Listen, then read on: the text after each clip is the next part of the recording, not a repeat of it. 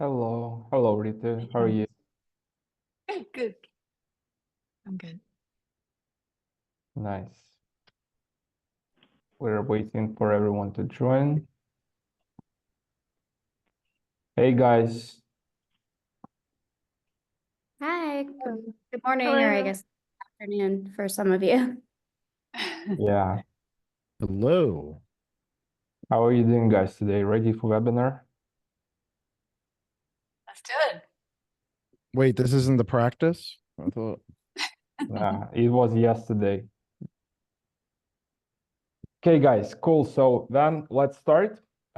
Today's webinar will have 5 speakers and we'll just go one by one. And hope you guys can enjoy it and hope we'll bring some interesting things to your attention. So let's start, guys. Ritu, can you please present your topic and be your first speaker? Absolutely. All right. I think you can see my screen here. Yeah, we see. All right. Okay. Awesome. Sorry, give me just a second. I'm trying to arrange my desktop here. Okay, there we go. I can see you now. Thanks. First of all, thanks so much for having me on this webinar. And I'm super excited to be talking about AI-powered workflow automation to help you save time and boost your efficiency. Now, I have been playing with AI quite a bit, and I also have my own newsletter. Quick introduction. I started my e-commerce journey on Etsy in 2010, and I'm an engineer with a focus on data science and AI. I'm the CEO of PPCNInja, which is an advertising agency. Have been a speaker, and like I said, I have a weekly newsletter, which if anyone's interested, that's my QR code for the weekly newsletter. So let's jump right into the topic, which is how do I create like AI workflows that can save me time? I've been measuring how much time AI has been saving my agency, and the latest count was 1,000 hours per month, and that's kind of interesting because we have used AI to automate a lot of our workflows, and we also use AI for creating code and then automates our workflow. So it's a combination of either going directly to GPTs or generating code that then can be used for running automation. So today I'm just going to be talking about a simple kind of workflow that helps to extract Rufus prompts and answers. And I'll explain why that is in just a second. So, so let's start by looking at the Amazon landscape. Right now, we know that the game has changed. I mean, the game is always changing. And maybe 2 years ago, we were saying, oh, the game has changed because CPCs are rising, or the game has changed because you have more competition from China. But what's the latest game change that's happening? Well, as you can see on the screen, every one of these is an ad. Like everything above the fold is showing up as paid placement. And that basically makes it harder and harder for regular brands to kind of even have a chance, because the concept of organic has been suppressed in the sense that it's now below the fold. It's harder for people to kind of discover your products without you having to pay a ton of money. But then in addition to that, what's also happening is that we have this new character on the screen, which is Rufus. And Rufus was a dog that was probably one of the first dogs of Amazon's, and it was like one of the employees, used to bring this dog into work, etc. But now, what Rufus stands for us, and we kind of all know and we're aware that Rufus is this Amazon's generative AI powered shopping assistant. So not only does AI get to suggest products to shoppers, but it also means that humans can, or shoppers can have conversations with this AI to find the right products that they've been looking for, right? The more I talk to like regular shoppers and ask them, hey, how do you find products on Amazon? They say, it's so confusing because I type something and I get something totally different. And while it does sound like the thing that I'm looking for, but it's different because it's not exactly what. And one of my friends yesterday was saying that this is like, false advertising or something. And that's because, a lot of the the kind of pressure has been on keywords and keyword stuffing and getting more visibility because of these, keyword games that people play. But now all of that is going to change because Rufus actually has deep product knowledge. It knows everything about your product, from the title to the bullet points to the A+ content, even images. It scrapes images, videos, everything, backend, of course. But more importantly, it can also scrape all of your Q&As, your reviews, all the good things, bad things that people have said about your product, and it gets to be the gatekeeper. So it's becoming so important that people are watching and they're like looking at what is showing up on their listings as Q&A that are pre-populated by Rufus. And it's very important for us to pay attention to that little box that's kind of tucked away on the side, and sometimes only needs to be clicked once and it's there. But that box contains super important information about the kinds of questions shoppers are asking about your products or about products in general that are in that category. And so it's important to pay attention to what those questions are. So for example, here's a very simple kind of keyword that I've typed here. And as you can see, everything about the fold is sponsored, sponsored, sponsored. Let me spare them a click and just go into one of these guys here. And then let me just open up Rufus, and you can see what questions Rufus is pre-populating, right? So there's, what do customers say? Does it cause hair dryness or frizz? Is it scent overpowering or mild? How long? Is it suitable for colored hair? Does it prevent future dandruff outbreaks? Now, these questions are so important that shoppers need to, they're looking for answers to these. So sellers need to actually include these proactively in their listings, and it needs to be part of their images, it needs to be part of their FAQs, it needs to be part of like the way they've written their A+ content, etc. So what we've been doing is extracting these prompts and their answers from Rufus so that we get a better understanding of where our clients' products are in terms of strength. Are they actually answering those questions, or are they not answering those questions? Now, all of that so far has been pretty like a manual process, but we have now come up with an AI automation to actually extract these questions out of Rufus. So let me talk about that for a second. Just a little bit more about Rufus. Rufus is actually showing up in the search results autocomplete sections as well. So these become important, indicators of what Rufus or what the search bar might look like in the future. Perhaps your search bar might be all Rufus going forward, because we're heading in the direction of conversational e-commerce, where people actually want to have a conversation and not just type a keyword and get a product, right? So that's where we're headed. So let's try to automate the Rufus Insights scraper. And the way I did this was I started with Claude AI, which is my preferred LLM for any kind of coding projects or any kind of like, mini micro apps and things like that. So I started with a very simple prompt, as you can see, but then I kind of collaborated and had more, I gave it more inputs and so on. And finally, what we got was a bookmarklet. What is a bookmarklet? A bookmarklet is just like on Chrome, you have these, bookmarks, right? The bookmark bar, you right click on that, you get this drop down, you can add a page. And typically what you would do in this section is to add a URL to a destination, right? But the lesser known thing about bookmarks is that you can actually hide code in that URL section. So as you can see here, this is the URL, but what I have here is JavaScript code that will execute the moment I click on that button, and it executes on that page and extracts whatever information you want. It's like a simple scraper that you can build with Claude or any other tool, for example. So that's what I did. So I basically said, I want a scraper for Rufus, and Claude gave me the script for it. And actually it was a 2-part series. And so this is how it played out, where I get my first bookmark, which opens up all of these questions automatically. So you click only once here, and it opens up to 5 questions and their answers. So it just opens, and then I click another button here, which is also layered on as a bookmark, which extracts everything, and I can simply copy and close. I can just copy that; it gets copied to the book, the clipboard, and then I can take that into another custom GPT that I have for analyzing that Q&A section from Rufus and then do fun things with that. So let me give you a demo of that. So let me just go here.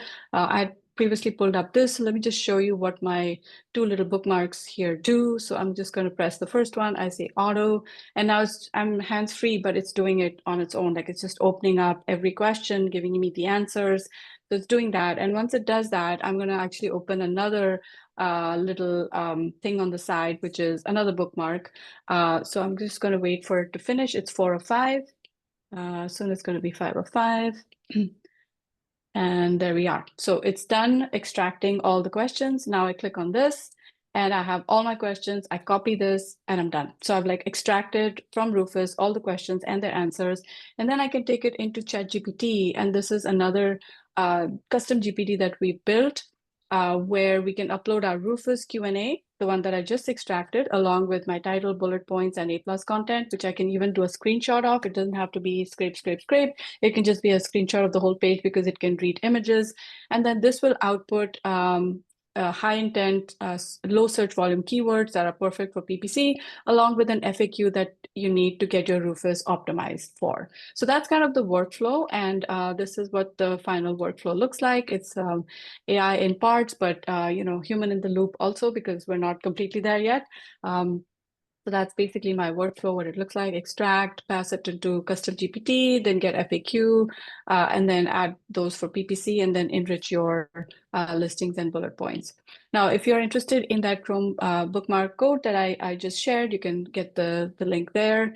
I also have a link to the GPT that I just shared, and feel free to use that. And last slide, if you're interested in subscribing for our AI newsletter, it's free and it's right there.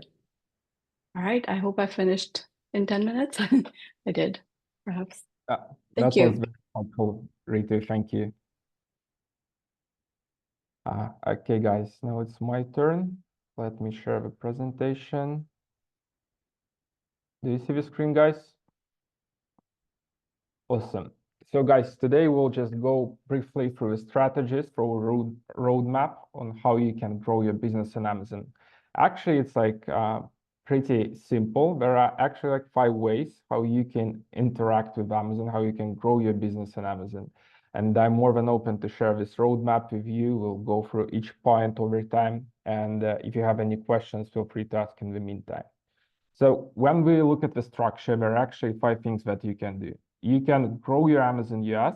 I'll explain that a little bit later, how you can work on that. You can launch new products. You can hire expertise. You can do new traffic to your Amazon listings, and you can open new channels. Let's right now go through all of this, and in the end, I'll tell you how we can help you with that. So when it comes to the Amazon US growth, it's actually about 2 main metrics that you have. The main one is CTR, and the secondary one is the CR. So by improving these 2 metrics, you can easily boost your Amazon growth. Improving CTR is actually like the main thing that can boost your listing instantly. When it comes to CTR, it's about 2 things. It's price and your hero image. HI stands for hero image. So by working on these 2 things, you can instantly improve. All we know that Amazon is actually like a price-dependent platform. Everyone wants to get the lower price and the best quality for the price you can have. So the price is very necessary. As soon as you're sure that you have one of the best or at least competitive prices in the niche, you can go to the next step and work with your hero image. Then you have that figured out. You can use brand analytics, in particular SQP and top search terms, to understand what are your results and how you improved. Amazon actually gives you data on everything. You can see bi-weekly how your CTR and CTR of your competitors change. And in that particular screenshot, for example, we can get all of the data from all of the competitors. For example, that's one of my brands. You can see that in this particular keyword, to be honest, I do not remember the keyword, exact keyword. You can see that our clicks are 7,000 a month and impressions are 290,000. Just by looking at average numbers, you can see that we're actually kind of good on CTR. So hero image and price shouldn't be a problem here, because you can see go up and you see these guys, he has a much lower CTR than we have, even though he has much more impressions. Same applies here. These guys also have much lower CTR than we do. So we can assume we're pretty good on CTR. Then the last thing we need to fix is actually our impressions, because on impressions, we're doing twice less than the top guy in the niche. So if I want to double my sales, I just need to grow impressions 2 times in that niche. As simple as that. And that works almost for every keyword. You can go into AskQP and check that. When we're talking about CR, it's mostly about your gallery. It's not that important. And the second and very important thing is your pricing hacks. So how you work with your pricing. As you know, on Amazon, there are multiple sellers that have constant discounts on their listing. That's also very sensitive for your customers. When they see an item with $9.99 crossed price that was $19.99 before, they most likely buy that product instead of $9.99 without discount. So you can also work with that. For example, you can create a Walmart listing, send to Amazon your Walmart listing with a higher price, and say that you have a special price for Amazon, so you can instantly get that cross price. So there are multiple ways to work on that, but cross price is one of the main drivers in your CR on Amazon. So that's regarding Amazon. Obviously, it's not the full picture, but I think these are 2 things that we covered that are most important to grow your listing instantly. The second thing that you can do, and guys, just regarding that one, just don't ignore AskQP. That's the most valuable resource for Amazon, from Amazon that you can have. Both AskQP, top search terms, you can understand how good you convert compared to your competitors, how good your CTRs, how good are your impressions compared to your competitors. The next one is actually kind of simple. I know probably you know that much better than I do. That's simple as that, launch new products. Obviously, that's a bit pricey. Right now, Amazon launching a new product on Amazon becoming much more complicated, much more expensive, like on a monthly basis, I would say. But there are 2 things that you can do. Basically, the safe option is to launch in existing niches. There you can look at your competitors, what they have, what variations that they have, what other products you can launch in the same niche, just to put them closer to your listing. So in case the first product is not bought from you, they can buy another product from you. So you can have, let's say, a cheaper version on one listing for $6.99 and a bit more expensive for $9.99 to distribute that traffic over your listings. And in case person wants something more expensive or something cheaper or something different, you have all of the options on different parent ASINs on Amazon. And the second one is obviously launching new niches. That's a bit more risky because that's an unknown territory, but you can also do that as soon as you're sure that in your existing niche, you did everything you can do. And there are like very good chances that your customer will buy from you from first, second, the third listing that you have in search results. Third one, it's also very important. As soon, if you haven't figured out like first and second thing that I've told, you can obviously hire some experts that can help you with that, that can show you what is AskQP, how to work with PPC, how to do your operations, supply chain, and everything related to Amazon. So that's also easy. You can hire expert people who can run PPC for you, who can do Amazon operations for you, and basically look forward to grow your brand. So 2 ways: you can hire people, Upwork, I don't know, anyone who you can find, hire an agency. Sometimes even we use agencies, even though we have a full team in-house for majority of the products. But if we don't have experience in certain niches, for example, we don't have experience in supplements, let's say, we'll go and find the person who have experience in supplements to launch that product with them, because it's a completely different ball game. You might underestimate some assumptions that you made in other products, in other niches, and that's also like very crucial for you to find for experts that can help you managing the product, starting and launching the product, and many other things. Fourth one, obviously, that's also a big thing. Everyone is talking about that for the last 2 or 3 years. You need to drive external traffic to Amazon. Obviously, it's not for all the products. It works much better with products that have retention, for example, supplements, cosmetics, and products with a high check. they can be hardline products, but products with high check. The main source for that is obviously Meta, and you can easily go into Facebook library ads. That's the best tool for that. You can go there and you can check what your competitors do. Actually, Facebook library ads, they give you all the info on all the ads your competitors or any brand that was marketing on Facebook, Instagram, Facebook, whatever. So you can see what they're doing. So in Meta, driving external traffic to Amazon helps you a lot. I've seen multiple sellers who actually become best sellers by driving external traffic, not to Shopify, to Amazon directly. You can work out what's the best for you, but usually driving traffic to Amazon compared to Shopify has 2 times more higher conversions, just because people don't have to pay for shipment, they have Prime delivery, so it's more efficient to drive traffic to Amazon in terms of conversion, but slightly less it makes sense economically. So use TikTok ads, Google your competitors. It will show you what they do, their products to market them. And the last one, actually, before that, like couple of years ago, it was also very easy to drive traffic from TikTok. But right now, as you know, TikTok Shop is operating pretty well in Amazon US, and it became less efficient to drive traffic from TikTok. Usually people stick with Meta nowadays when we talk about external traffic. And if you want to drive traffic from TikTok, better to have TikTok Shop. But guys, don't ignore that. Just go look what your competitors do on Facebook library ads. If they don't do anything, that's a big advantage for you because you can 2x, 3x your traffic from Meta to Amazon to become best sellers or top 5 or top 10 sellers, depending on your goals. And the last one, obviously, when you have all of the pieces of the puzzle figured out, you can start looking into other platforms. We all know that Amazon is actually the biggest piece of the pie, especially in the US, and it has very big market share. It's not comparable to Walmart. It's not comparable to Target. Probably you can compare it to D2C. Shopify, compare it, but it also depends on your niche. For example, I've seen multiple sellers in supplements, in cosmetics that were very successful in D2C, same that they're competitive on Amazon, for example. But in some niches, let's say just simple hardline goods, I don't know, ball pumps, it's very hard to drive traffic to a D2C website. It just won't work economically.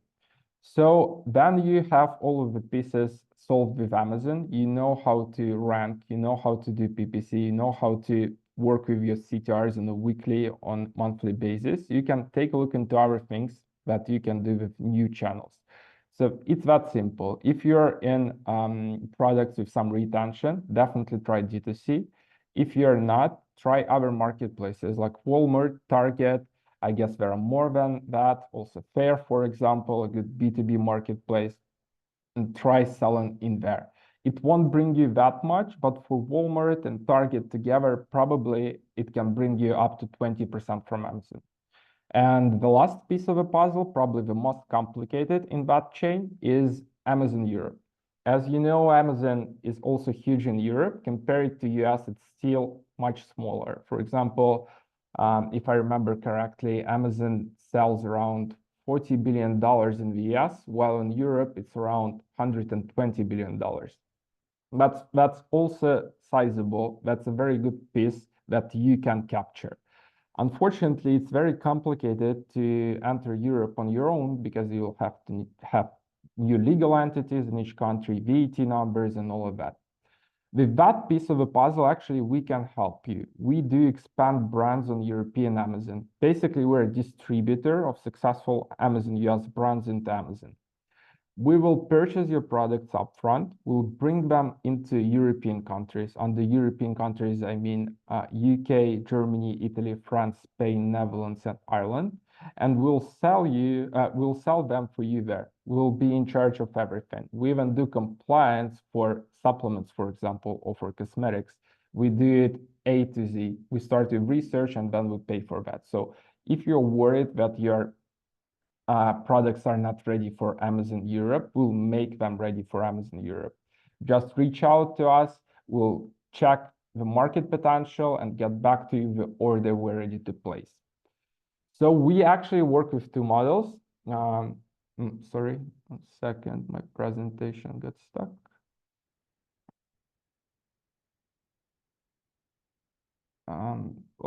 Let's go to this slide.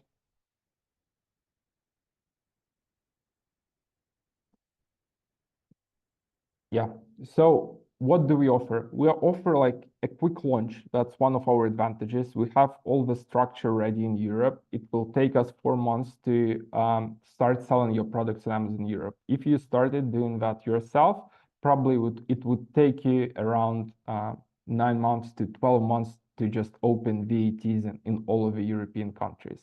You don't have to invest anything. We're a distributor. We purchase your products upfront, and we do everything for you. No costs hidden for you here.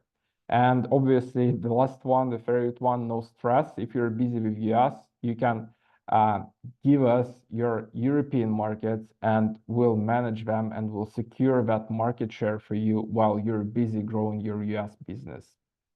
Here are some of the products that we made top sellers in European countries. You can take a look at them on Amazon. They're doing pretty good, and we would be very happy to do the same for you. So guys, feel free to reach out. We'd be very happy to speak, even if you're not there yet to be in Europe. We can speak, we can advise you on some Amazon activities and how to grow your business. We'd be happy to chat with everyone. Thank you, guys.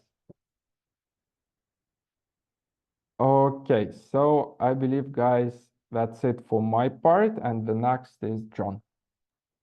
Oh, sweet. I get to go. Okay, cool. Let me share my screen. First, I must say, Ritu, I have to give a shout out to you before I go. I would not know anything about app scripts if it wasn't for you.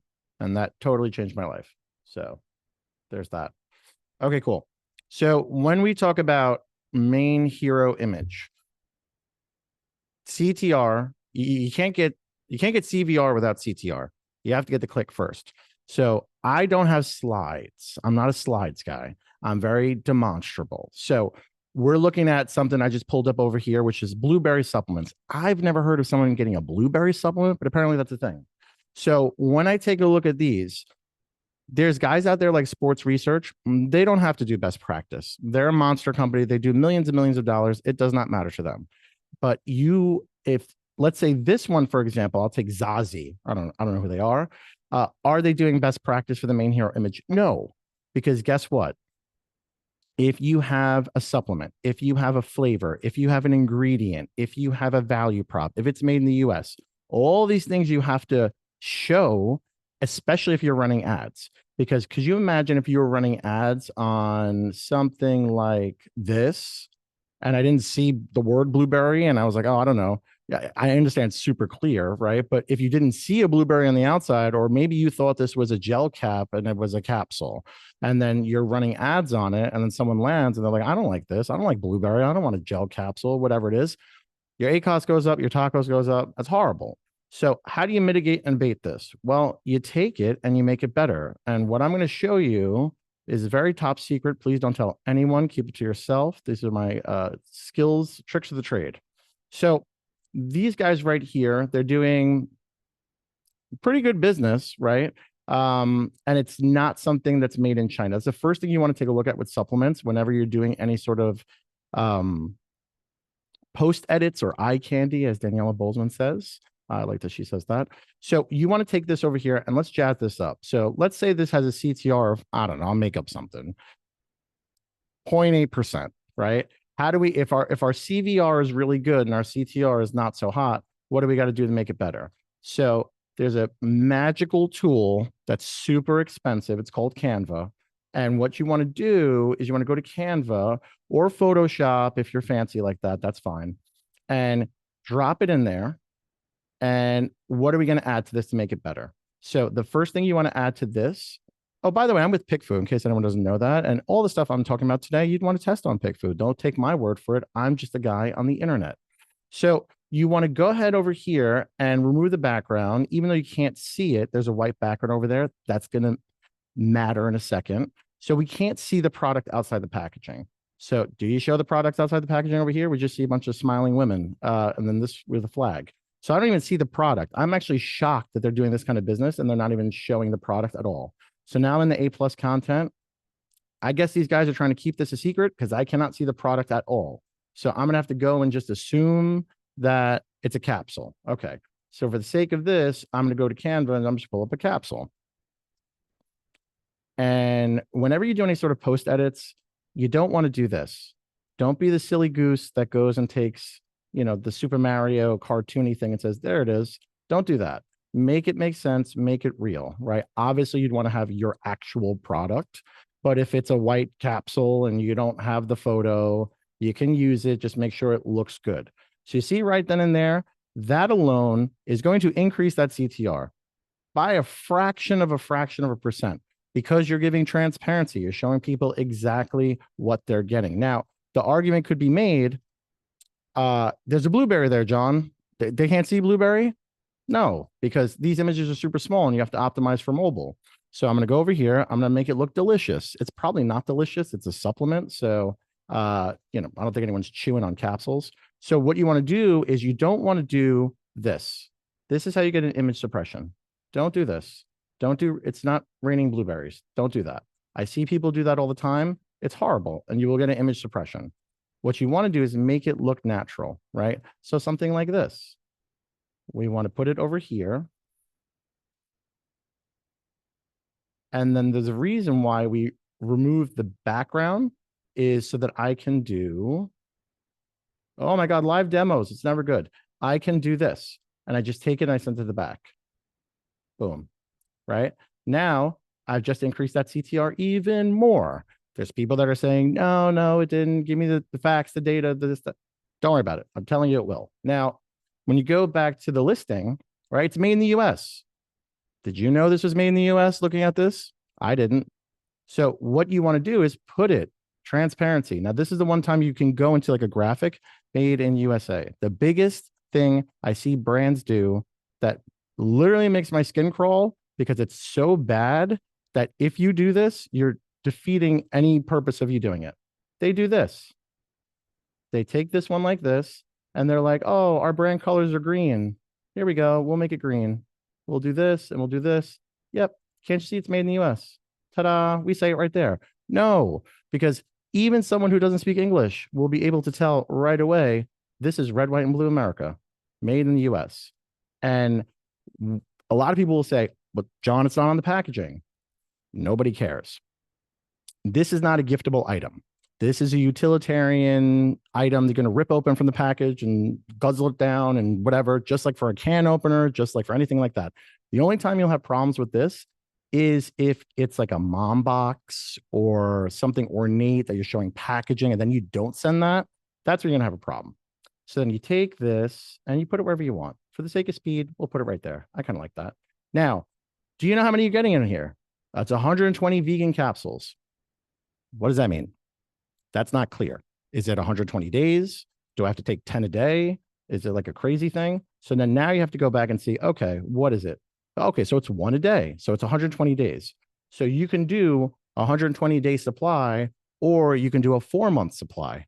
And if you're not sure which one sounds better, there's this tool called PickFu. You can go and use it. And now what you want to do with this is, if you're skilled, I could talk forever, by the way. If I come close to time, just hit the buzzer on me. With this, if you're skilled at like Photoshop, you can do wraps very, very easily. I am not. I'm self-taught Canva.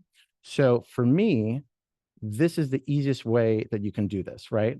So you're taking this, okay, and you can't see it. I'll make it white so you guys can see it. And then you're saying 4-month supply, okay? And then immediately, every time I show this, someone screams in the background or comes off mute, says, that looks terrible. I know it does. I'm not done. So what you're doing is you're adding an effect behind it over here, background. It's looking a little bit better. You may want to go in here and pull the branding colors out of whatever you're doing. It's starting to look a little bit better, okay? And then there's an effect in here as well for curve. That looks wacky, but when you bend it ever so slightly, almost like it's not bent at all, and you bring it in like this, now what you're doing is you're giving the aesthetic of a wrap on top, And this is what I call, and don't try and steal it, it's trademarked, dead pixel real estate space. So that cap on every single supplement is room for you to do stuff.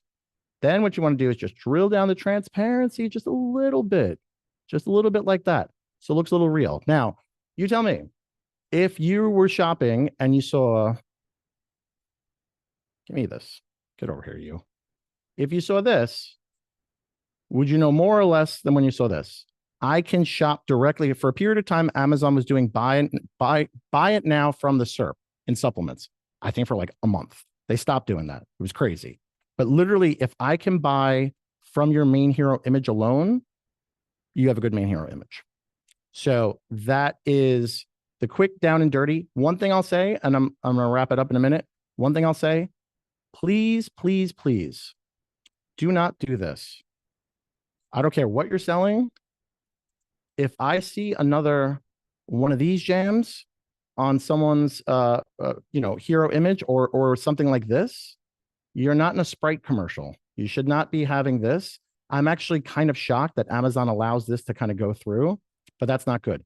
So last thing I just want to show real quickly before you hit the whammy on me, AlgaeCal. AlgaeCal, they don't sponsor me. I don't even know who these people are. They do two of the coolest things in merchandising right now. If you sell anything in a supplement space or anything, I think Ritu, you were showing previously shampoos, like the shampoo space is doing this now too. This is Mega Label. This is, instead of having two individual labels, what they're doing is they're spanning across the two and making one monster label over here. So for visibility from the SERP, fantastic. Do not ask me how they got this crazy ring behind it to get past, or this super cheesy little seal. Look past that. But this right here, this Mega Label, if you're selling two of anything, like a combo, like a bundle that's like this, you'll notice that Old Spice does this, Dove does this. So many people are doing this. You can literally increase your CTR by doing that. Last one over here with AlgaeCal, I call it teacup handle. Don't steal it. It's copyrighted, trademark, whatever. This right here, I don't know how on God's green earth they've gotten this through. I know supplements is indeed the Wild West, but this is like out there in the Wild West. And what they're doing is they're anchoring their value props directly on it. Now, I just said I love it. It's great. They're doing manufactured in the USA, not in the USA colors. We'll look past it because they do monster sales. I mean, look at this right here. It's a $210 item. It's not cheap. And they're moving, almost 1,000 units a month from what Amazon's saying, right? $60 item, 3,000 a month. So yes, Mega Label, teacup handle, get Canva, live a better life, eat Papa John's. I don't know. That's what I got.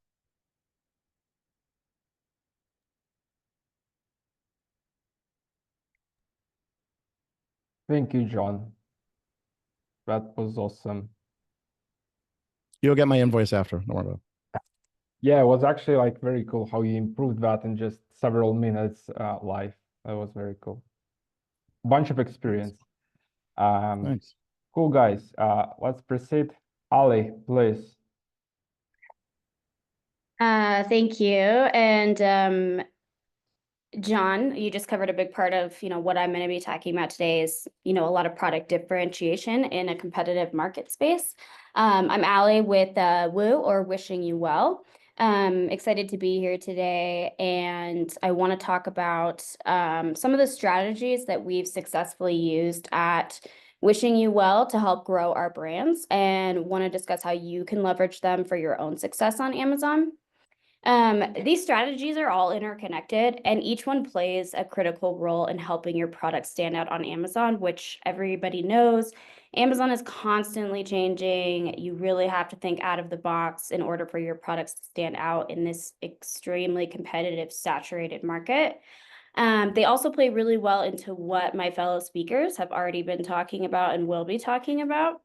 So one of the first things that I want to cover, just because it's so important to keep up to date with this, is understanding Amazon's algorithm changes. So the newest algorithm update from the A9 to the A10, I mean, the algorithm is really the end all be all for determining how your product ranks and for product visibility. They don't typically disclose the specifics of their updates to their algorithms or when they're going to update them. So that's why it's really important for you to stay informed and up to date. And it's just essential for maintaining and improving your product's performance on the platform. So let's just quickly run through how the A10 differs from the A9.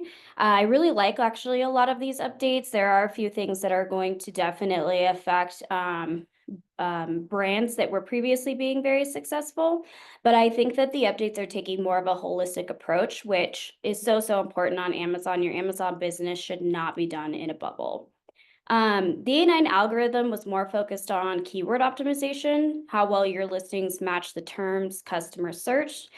However, A10 is going to prioritize buyer intent. So how likely a shopper is to purchase your product based on things like CTR, conversions, reviews. And I thought this one was interesting. How long shoppers are spending on your product page, on your A+ content, on your brand store. Additionally, the A9 didn't give much weight to traffic outside of Amazon. So this is where we're talking about that more holistic approach. It's now starting to reward that external traffic. So your social media, your blogs, your D2C, and it's encouraging you to drive traffic from outside Amazon to your product listings. A9 or organic sales versus paid ads. A9 relied heavily on immediate factors like keyword relevance and paid advertising. A10 is going to reward organic sales history, which is where I think a lot of brands and sellers are maybe saw that shift in their overall performance and ranking when they focused maybe very heavily on PPC ads, and now it's more turning towards those organic sales. So really encouraging that long-term sustainable growth than the short-term paid ad campaigns. And then, of course, like always, placing a huge emphasis on customer satisfaction. So not just things like reviews, but also return rates, overall seller reputation, and the customer experience. I think we all know that this is, like I said, extremely important. Knowing how these algorithms works are going to allow you to optimize for factors beyond just keywords. So now that we've covered really how those changes are, the next thing that falls into this and is also going to be heavily a part of that algorithm is making sure that you're really utilizing non-branded searches, especially because the A10 algorithm is prioritizing buyer intent. So there's a statistic floating around there. I've heard anywhere from like 69% to 74%. So take it with a grain of salt. I like it. I think it's very interesting. The majority of Amazon shoppers aren't actually coming to Amazon to search for a specific brand. They are searching for products based on a need. So when you're thinking about the algorithm, with A10's new emphasis on buyer intent, non-branded searches are becoming even more valuable. Shoppers are typing in terms like best hiking backpack or lightweight phone cases. They're expressing an intent to purchase based on specific needs. And this algorithm will rank products higher and that align with these search terms and show a high engagement. So it's really important that you are targeting these non-branded keywords, allowing you to reach a larger audience looking for specific features and solutions. So these non-branded search terms are going to give you an opportunity to target a broader audience, but it's really important to look at how to compete effectively within these spaces given the saturation. So understanding how to use competition as an asset can really help you stand out without overspending. Amazon, again, extremely competitive. Competition isn't necessarily your enemy. It's definitely an opportunity, and you want to make sure that you have strong brand positioning. And this is a little outdated of an example, so I will try to, turn it into a more relevant one to Amazon. But what came to mind here when I think about competition is, especially as a consumer, is if you walk by, let's say, like a Coca-Cola vending machine, and your brain is thinking, well, do I want to purchase a drink? However, if you see a Coca-Cola vending machine next to a Pepsi one, there's this shift in the consumer mindset that goes from, should I buy a drink, to, okay, I'm buying a drink, but which one do I want? And this is what Amazon shoppers are faced with every single day by typing in their non-branded search terms and being shown a plethora of products. And it goes from not just what am I buying, if I'm buying, to, which brand is now right for me. So this is where that power of strong competition positioning really comes into play. Of course, there are going to be so many struggles with trying to compete in a competitive marketplace. Some of the ones that I can think of just, off the top of my head is going to be keyword competition. Within your categories that you are in, which I'll talk about a little bit later, there are hundreds of brands targeting the same high value terms. So how do you outrank them? And then also, sky high advertising costs. CPC rates in those more competitive categories can really just burn through your ad spend quickly. So you really just have to make sure that you're maximizing the ROI from your ads, and make sure that you're also focusing on that organic optimization first, so you're not reliant on those paid campaigns, which I'll also get into more in depth how you can solve for that. And then of course, there's always the differentiation struggles. There's so many players, it's not just enough to have a great product. There are hundreds of thousands of great products on Amazon. You need to stand out. And I think what John just demoed is an excellent way of one of the ways that you can make sure that your products are standing out from your competition, just by making those small tweaks and edits to the listings that you have. So how do we leverage competition to position your product more effectively? How can we be more strategic? So this is something that we do here at WishingUWell, is we place a high emphasis on subcategories. So by focusing on the right subcategory, you can really narrow your competition and figure out how to stand out and position yourself more competitively. So why are these subcategories important? So, I'm curious if, people out there, as a brand or as a seller, are you aware of these subcategories? And I'm not talking about supplements. I'm not talking about the health and wellness category. I'm talking about diving into those subcategories. So being aware of whether it's your hero ASINs or your entire product line, which subcategory are they falling into? This allows you to focus on a more specific, relevant audience. Rather than trying to battle in a highly saturated competitive category, this allows you to target a more niche audience. Let's take, for example, because this has been talked about a couple of times in the webinar, and also it really is where WishingUWell excels, is within the supplement space. This is one of the most competitive and most lucrative categories on Amazon. There's over 10,000 brands that are vying for attention, and it's upwards of, somewhere around an average monthly revenue of over $100 million as a whole. So tons of opportunity, but also a ton of competition. So I want to take as an example, one of my favorite wellness brands. We don't work with them as a company. I just think they have an amazing product line. Their ingredients are just fantastic, and they do wonders for my skin and my nails. So Bubs Natural, they're a wellness brand. They have, a pretty diverse product range, with their best seller being a collagen peptide supplement. But if you take a look at their subcategories, they are listed in collagen supplements, MCT oil powders, and even sports nutrition electrolyte replacement drinks. So by understanding which of your products are in what subcategory, then you can start your market research to target your competitors and hone in on your audience. So what we try to do, and what we do, I think, well here at WU, is that rather than trying to compete head-to-head with major brands, so again, using Bubs as an example, they wouldn't want to go head-to-head with a brand like Vital Proteins, which I'm sure everybody is, very familiar with. They're just, top of the top, and I'm sure they have an extremely high advertising budget, and they're very well known. What we like to do is study competitors that are in a similar space and identifying gaps in their offerings.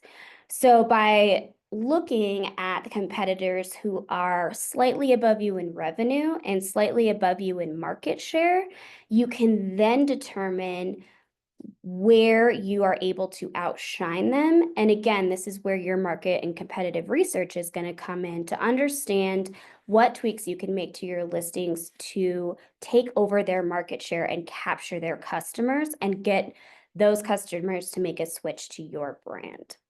Again, this allows you to win without overspending. And I know everybody loves winning without overspending. Lastly, something else I really recommend is keeping a pulse on how your subcategories are trending and how your performance is relative to the market. For example, if you grow your sales by 30%, and that's just monumental for you and your brand for the year. But if you take a look at the market and you take a look at your category, your subcategory, and saw that the market was trending upwards by 50%, I consider this that you're falling behind. So by continuously monitoring trends within your subcategories, you can see whether or not you're keeping up with market growth or if you're missing out on potential opportunities, and that allows you to dive in a little bit deeper. So again, not a slide person, I don't have any, but if any of you are curious, how we implement these strategies and would like to see something that's a little bit more tailored, feel free to reach out to me. But I definitely think that, again, in this day and age, having to get a little bit more creative with Amazon and how you approach and diving really deep is what is going to allow you to win. Thank you, Ali. Great speech. Lesley, please feel free to present your topic today. All righty. Thank you, everyone, for being here. Excited to be here. Let me see if I can actually turn on the slideshow thing here. Go. Okay. So I am the person in the Amazon space that no one ever wants to talk to. I'm like the equivalent of either the emergency room doctor or the funeral home director, because my company is Riverbend Consulting and we help clients when they are in trouble. So I want to talk some about how to build your brand in a resilient way so that you can either not get suspended, that would be the ideal, right? Or if it happens to you, how you can recover quickly. So a quick who am I? I'm co-founder of Riverbend. We've been around 7.5 years. We have more than 75 people. A bunch of them worked at Amazon. And I've been a seller since 2010. So the thing that I bring to the table is that I'm one of y'all. Do all the same things, have all the same fears and worries about my Amazon account. In fact, I got put through an extra account verification just 2 weeks ago, and got to live the suspension dream that all of my clients get to live. So people ask me every day, what is my biggest risk on Amazon as far as account health is concerned? And I got to tell you right now, it's super clear what the biggest risk is for everyone. It is ASIN suspensions. So what Amazon is doing now that they did not necessarily do in the past is that they are getting pretty dang aggressive when people have ASINs taken down, especially repeatedly or in mass. Don't address those ASIN suspensions, they're taking down the account. So in the past, say you were selling a product, you only had 10 units left, you didn't plan to ever sell it again, and the ASIN got suspended, I would say, leave it, don't worry about it, all good, you don't need to appeal that. That is not the case anymore.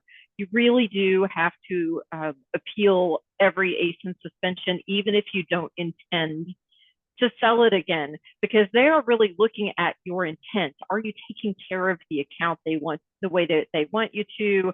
Are you showing that you are concerned about the issues they've raised with safety or with inauthentic or whatever the issue is that they're bringing up? There are a lot more warnings showing up now in account health.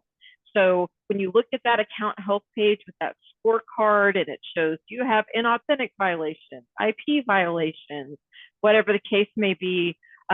This will sound so basic, y'all, but I've talked to sellers who are relatively large who never visit their account health page.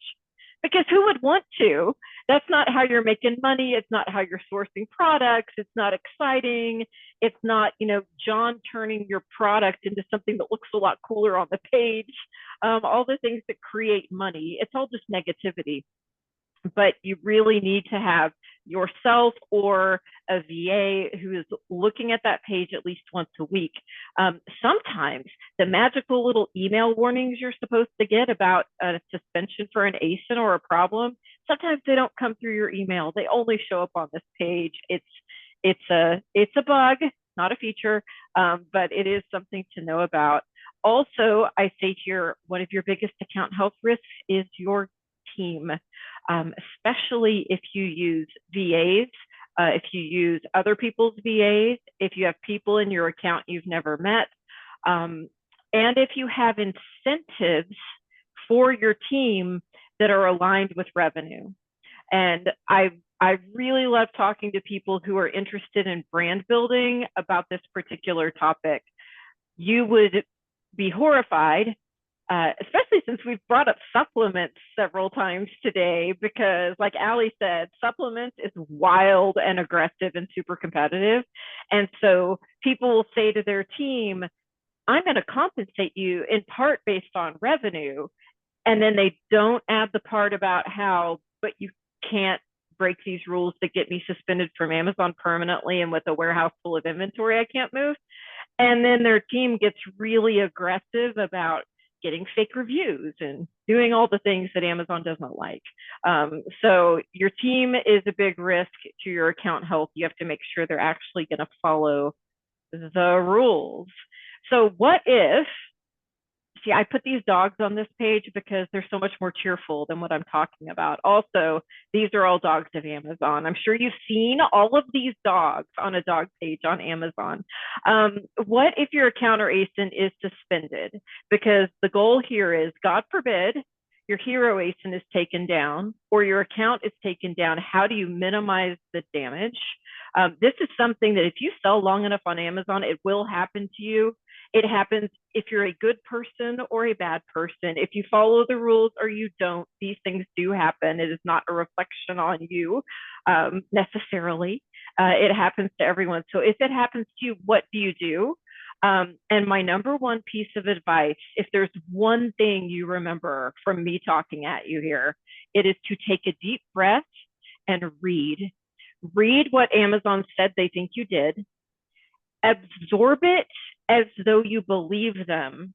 Like, we all get defensive. It's like when your mom used to tell you, go clean up your room, and you're like, I just spent 2 hours cleaning up my room. Why are you complaining to me? That is how people respond when Amazon gives them a warning, takes down an ASIN. They're like, I don't have these problems. What's Amazon's issue? You have to open your mind and take a deep breath and read and absorb what the problem is. Because the biggest mistake people make, and y'all, I'm dealing with this with clients right now, is they pop off and write some ridiculous plan of action that actually doesn't answer anything Amazon cared about. And if the violation was bad enough, that actually digs you a big old deep grave. I mean, you're already 4 feet down by the time you finish that stupid email that you popped off to them. Don't do it. Also, never ask Amazon questions. Don't say, why am I suspended? I don't understand. Everyone does it. And that's what we all do. You know, remember when that first boyfriend or girlfriend broke up with you in high school and you say, I don't understand. What did I do? You can't do that with Amazon, because they'll say what your boyfriend told you, which is, you know what you did. Amazon wants you to know, even if you honestly don't.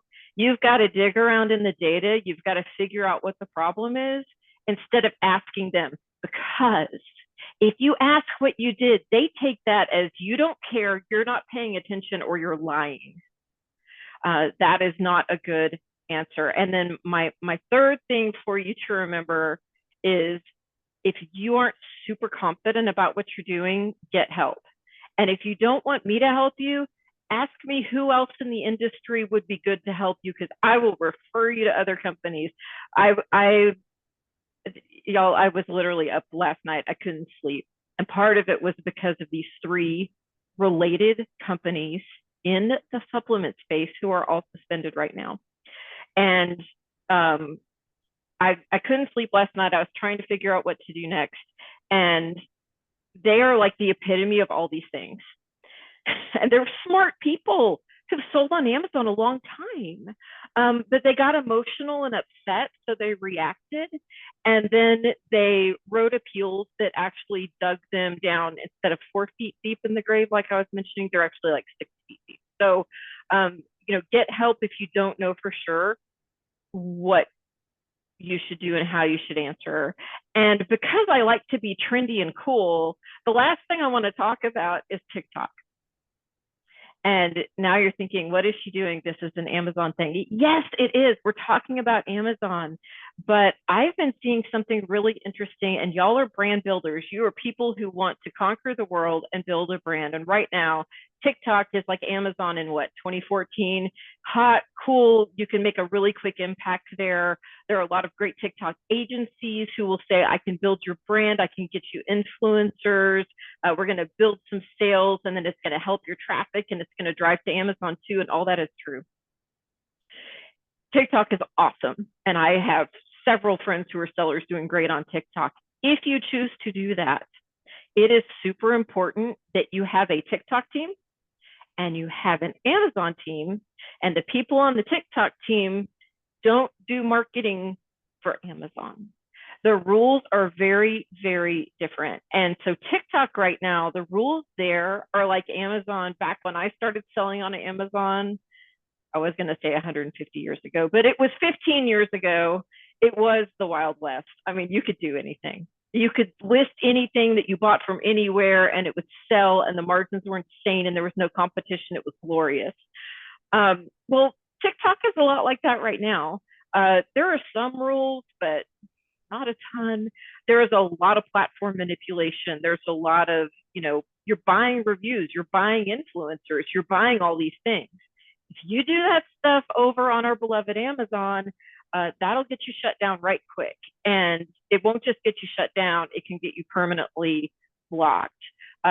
So this is the first time I've actually brought this up in a webinar, because I've seen it multiple times in the last 2 or 3 months, where these really good Amazon brands are hiring TikTok influencers, and they're hiring TikTok agencies that are then saying to the influencer, hey, y'all, buy the product on Amazon, leave a positive review there. We're going to pay you for the product. We're going to pay you for doing that. And then use the product you bought on Amazon to create your content for TikTok. So just wanted to throw that out there, because I know these things travel in the Amazon circles. Like, you should do this thing. So if you decide to jump over onto the TikTok bandwagon, just know you got to know the rules are different. And use Amazon in that case for fulfillment, not for influencer marketing. And just in case you have any questions or problems, that QR code goes to my LinkedIn. You can always hit me up there, or on the Riverbend webpage at riverbendconsulting.com. Thank you, Lesley. Guys, we have a couple questions in our Q&A, and first one goes to Ritu. Ritu, there is a question in the chat. What are the most common bottlenecks in workflow automations, and how can AI help overcome them?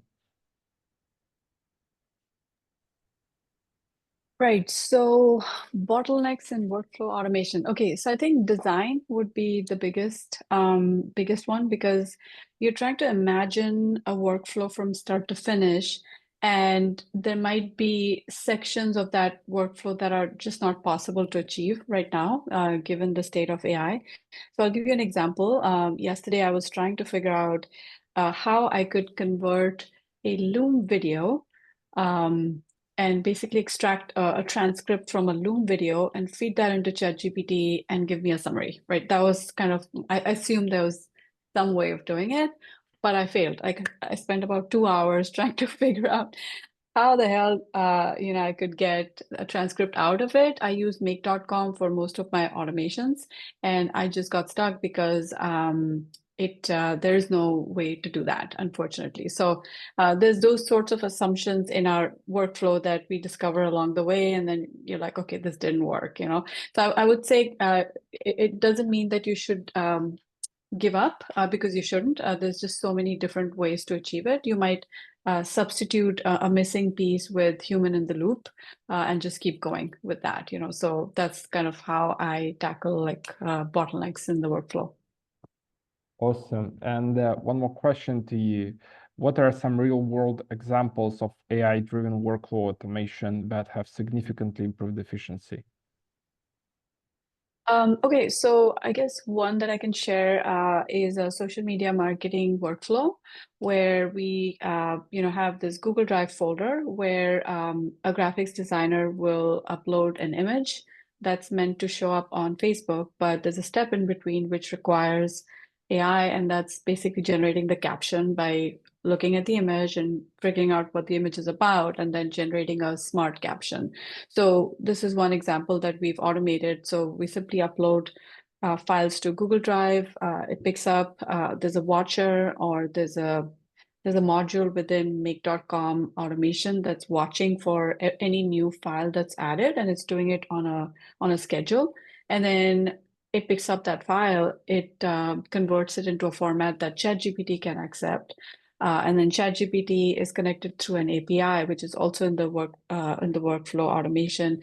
And then ChatGPT just generates a nice little caption. And then the next module is Facebook, which is also connected, is authenticated beforehand, and then your image with caption appears on Facebook. So that's one that's real, and we use it, and it's been working really great for us. So that's just one, but there's so many different automations that you could think of. Like anything you can imagine or dream where you're connecting this with that, it's probably there. That's awesome. Actually, like a very nice example. Never thought you can do that. Okay, we have some more questions. Ali, two questions to you. How can I compete with brands that dominate my category on Amazon?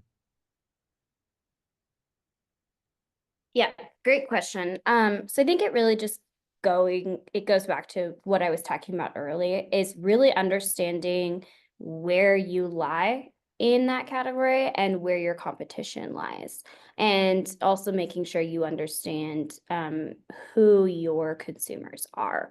So again, instead of trying to go head to head with the biggest names in the space, we want to slowly sort of climb that competitive ladder.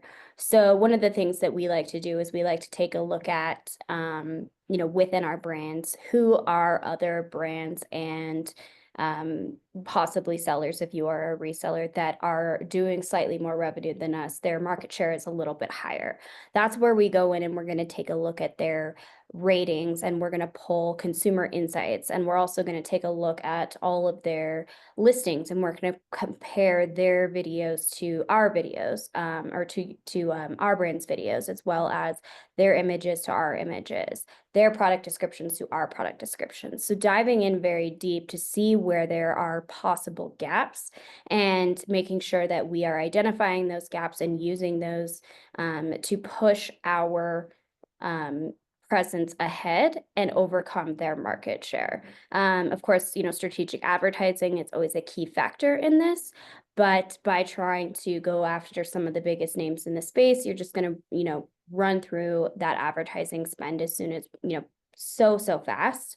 So we want to make sure that you're targeting people where you're actually going to have an effect and actually see results. And, a lot of this really is digging into the research. I do, and my team spends a lot of time digging into that market research and that competitive research, so we can make changes and always adjusting for how the ranking changes, how the BSR changes, on a weekly basis. Awesome. And one more question. How do I know if my products are optimized for non-branded searches? Yeah, good question. You can do that a couple of different ways. You can go in and pull reporting, so you can see where your conversions and your clicks are happening. And again, comparing that to your competitors to see how you are stacking up against them. But it is going to be within those non-branded searches, taking a look really at your advertising strategy, and also making sure that your SEO is optimized for those non-branded searches as well. And it's a lot of A/B testing. So it is going to be checking consistently with all the changes that you are making and finding out what really works. Great. Lesley, we have two questions to you. First one, does selling on TikTok put my brand at risk on Amazon? So I'm sorry, could you repeat that? Yeah, does selling on TikTok put my brand at risk on Amazon? Okay, so it doesn't per se. It really only puts your brand at risk if you are allowing your TikTok team to do these strategies where you end up kind of getting popped by Amazon for the review manipulation. So what you have to do is make sure that you understand what your TikTok team is doing and control what they're doing. The clients that I've been working with completely lost control of their TikTok team or didn't make inquiries into what they were doing. And the TikTok team was like, oh, cool, I'm helping them on Amazon. I'm driving their sales by sending these people over there to buy their stuff and leave 5-star reviews. And y'all, the TikTok reviewers, or not the reviewers, but the content creators, they will leave reviews the same day they bought the product. They're just, going through their checklist. So then Amazon sees all these same day reviews and you're going to get popped. So as long as you make sure that you separate those marketing efforts, you're going to be fine. Awesome. And one more question. If my account or my ASIN gets taken down, how I can fix it fast and not to lose the rank? Okay, so the first thing you need to do is make sure you are clear on what Amazon is asking you for. Usually when your ASIN or your account goes down, they will give you a list of exactly what they want in the plan of action. They want a root cause, so they want to honestly know what you did that violated the rules. Then they want to know how you fixed it. So that might mean you had to give someone a refund, for example, and then how you're going to prevent it from happening again in the future. Also, they're going to ask you for things like invoices. Probably the highest impact thing you can do today to protect your account in the future is to make sure that you're actually filing all of your invoices for your product in a place you can find them, and make sure that they all make sense and have correct quantities on them. If you use a contract manufacturer, ask them to actually include the ASIN in the name of the product. When they send the invoices and put the ASIN, you wouldn't believe, y'all, even really big sellers, I'm like, cool, send me the invoices. And they're like, oh, I don't have those really. And I always want to say, how do you do your taxes? But that's another story. But the best thing you can do right now is to actually just make sure you have all of your documentation in line, and that when Amazon asks you for these things, you slow down, you read, and answer exactly what they're asking for. Thank you, Lesley. And the last question goes to me. Klim, how do you distribute brands into Amazon Europe? So that's pretty simple. We just go through your storefront. Then we see if your product has market fit on European market. And then we simply get back to you the sample order we're ready to place. As I said, we work on two models. We can purchase your product's wholesale price, or we can do a profit sharing model. I can explain that on our call, how it works. And then we do any compliance that's needed, pay for certificates, and eventually ship your product into Europe. And then it's in Europe, we manage your products, we manage the listing, we do PPC, we localize the listings and work consistently on CTRs and CRs. And that's how it works, as simple as that. Okay, guys, we have gone through all of the questions. Thank you a lot for the webinar. Thank you for staying with us. Hope you enjoyed and it was informative. Thank you to all of you. Thanks, Thank everyone. you. Thank you. Bye, guys. See you. Bye.